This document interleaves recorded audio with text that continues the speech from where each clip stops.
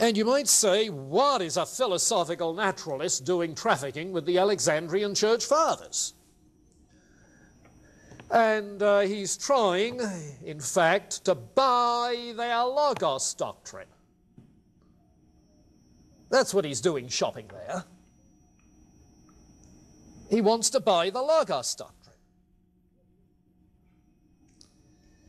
He's very much impressed by Platonism, particularly the Middle Platonism. Not so much just Plato, but the Middle Platonism which developed the Logos concept in talking about the ordered structure of nature. Now, in order to get the point of this, you have to back up a little bit. To begin with, just as a Hegelian would want to say that all of subsequent philosophy is a series of footnotes to Hegel, Whitehead in one place says that the whole history of philosophy is a series of footnotes to Plato. And you begin to see that the thing he appreciates about Hegel is the view of the processes of nature being basically of the nature of spirit, creative, but with a logos structure to those processes, a dialectical logos structure. But that's only one thing to help understand this. The other is that he grew up in a parsonage. His father was an Episcopalian clergyman and of evangelical persuasion in the southeast English town of Ramsgate, 20 miles from my home. So that as a kid, we used to ride our bicycles over to Ramsgate fairly often. And I think I knew the church, though I've not been back to check on it, where he was.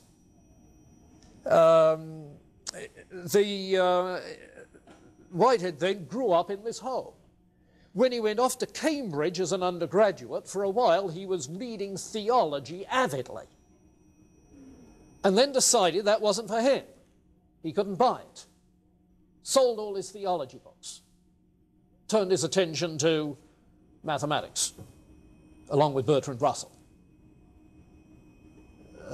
so that they were undergraduates together. Later, however, in one of his later works that was published in the 1930s, a work called Adventures of Ideas, it's very plain that he has a new interest in theology, and particularly in Origen and the Christian Platonists of Alexandria. Origen, Clement, that tradition, the Middle Platonism there.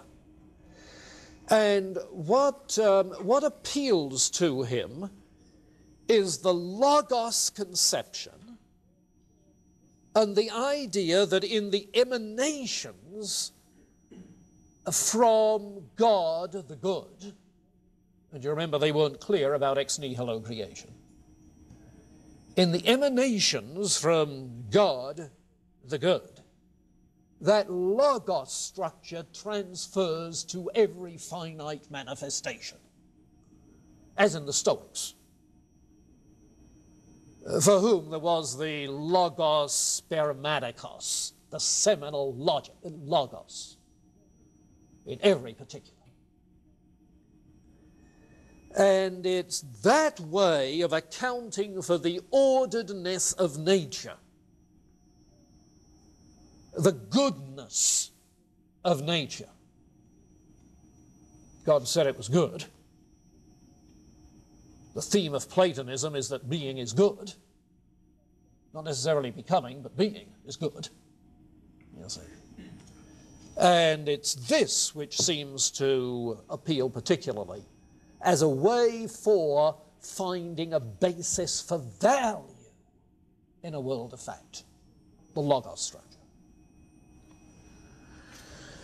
Okay, so those three influences. Let me pause there and get your feedback, questions, clarification. Does that get you back in tune after spring break? Tuned in? Okay, clear enough on those three? All right, there we are.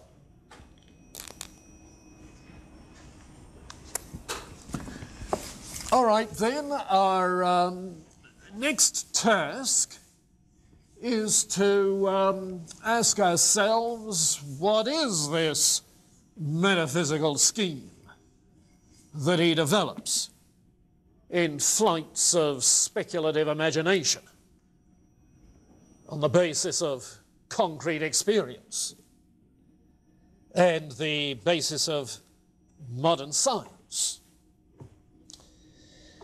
Well, since we've said that he's a naturalist rather than an idealist, but he's profoundly influenced by those 19th century idealists, and particularly the Romanticist themes, how is he going to describe what is ultimate? Now, he doesn't say the ultimate reality, as if the ultimate reality is one reality and there are many others as well. You see, that would be a theist's language. The ultimate reality is God. There are all sorts of other lesser realities. That's not Whitehead's language.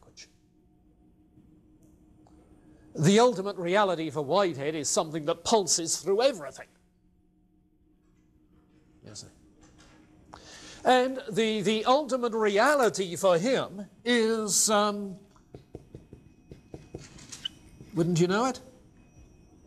Creativity. But you say, that's not a thing. It's a property. Well, you're right, it's not a thing. His is not a substance metaphysic to have the ultimate as a thing. You see? Creativity a property? No, not exactly. It's a process. It's the process of the emergence of novelty. And that's what's ultimate in all of novelty. Creativity, novelty.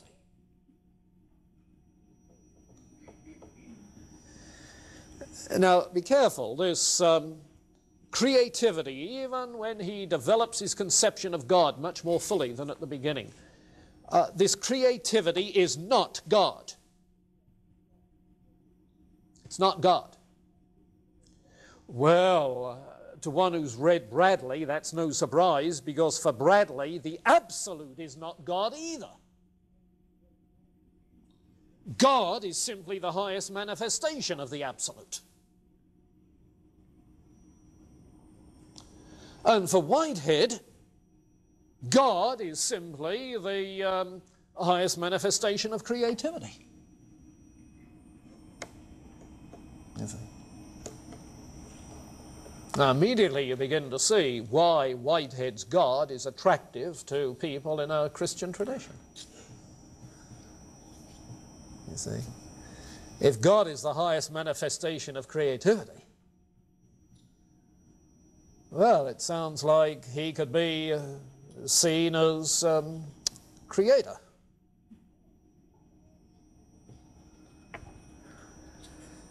But, all right, the ultimate. Now, how are you going to describe the process of creativity?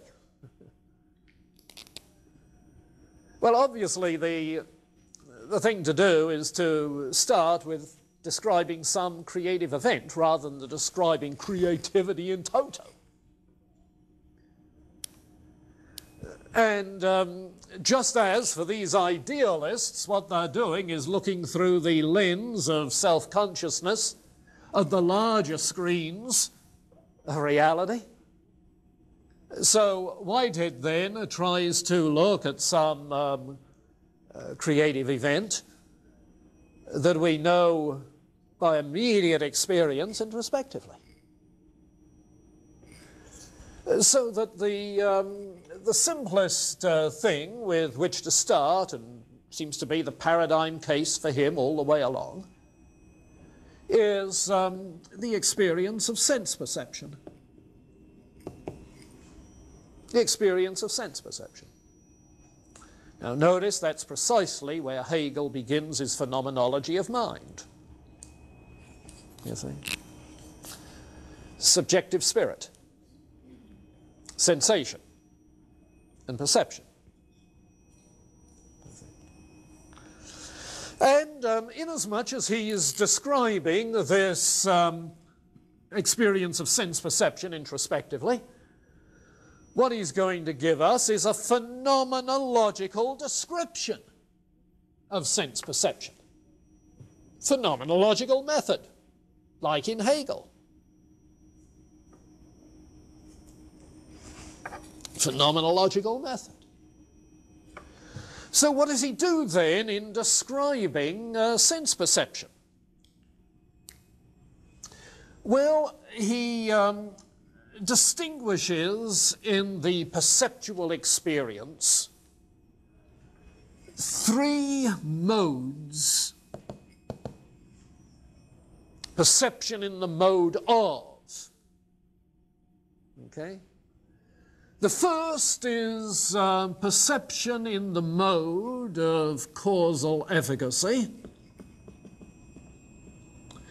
The second is perception in the mode of presentational immediacy. The third is perception in the mode of symbolic reference.